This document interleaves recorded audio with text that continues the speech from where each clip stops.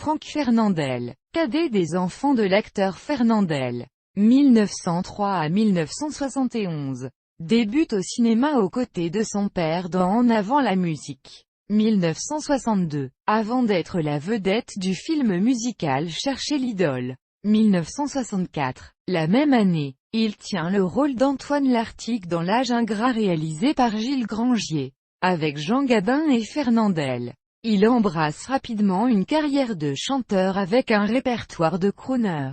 Parmi ses titres les plus connus, on peut citer Fanny, 1963, Repose mon passé, 1964, Comme on change, Les yeux d'un ange, 1965, Un Américain dans les rues de Rio, 1966, Bonjour Marie, 1967, La fille du pêcheur, 1972, Sweetie Chérie My Love, 1973, Les amoureux du soleil, 1974, La vie est rétro, 1975, Les enfants, c'est comme les oiseaux, 1976, C'est pas mon problème, 1977, L'amour qui part, 1978, L'amour interdit, 1982, Bilan positif, 1982, Les hivers bleus, 1984, César, Fanny, Vincent et Fernand, 1986, Bleu, 1995. Il fait des tournées régulières en Europe,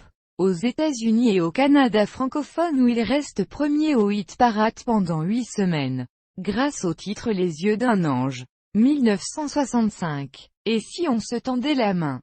1979. Pour l'anecdote, Bernard Edwards, bassiste et cofondateur du groupe Chic, joue sur l'arrangement de L'amour interdit. 1982. Réalisé au Sound Studio Los Angeles. Le 33 tours dont cette chanson est extraite se vend à plus de 300 000 exemplaires entre 1982 et 1983. En 1973, Franck Fernandel crée avec le producteur et auteur-compositeur Gérard Tempesti la Franck Records, société de production musicale. En 1986, Franck Fernandel et Gérard Tempesti fondent ensemble une autre société, celle-ci audiovisuelle, InTV, dédiée aux productions de programmes télévisuels.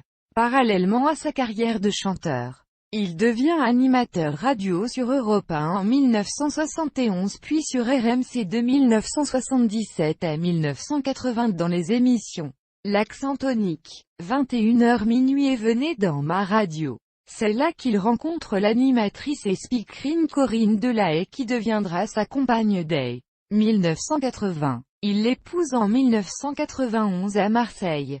Franck Fernandel et Corinne Delahaye ont 2 enfants. Vincent Fernandel, né le 24 juin 1983, comédien, écrivain, journaliste, chroniqueur télé et metteur en scène. Et Manon Contandin Fernandel, née le 16 juin 1992, créatrice florale. Franck Fernandel a eu quelques problèmes avec l'alcool. Il est arrêté une fois au volant en état d'ivresse. Condamné pour abandon de famille en février 1999. Il est brièvement incarcéré, après une longue procédure, tandis que Vincent est confié à la garde du père. Manon reste auprès de sa mère. La famille se reconstitue plus ou moins. Il résidait depuis toujours dans la villa familiale, les 1000 Roses, située à Marseille dans le quartier Les Trois-Lucs, une propriété achetée par son père en 1934, un an avant sa naissance, que Franck a eu du mal à conserver au fil des années.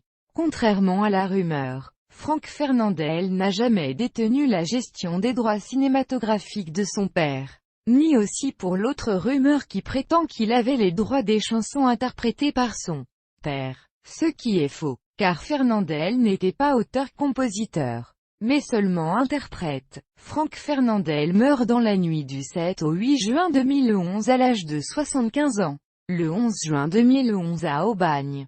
Plus de 500 personnes assistent à ses obsèques. Son corps est incinéré et ses cendres déposées au columbarium, case 9266, du cimetière du Père-Lachaise à Paris.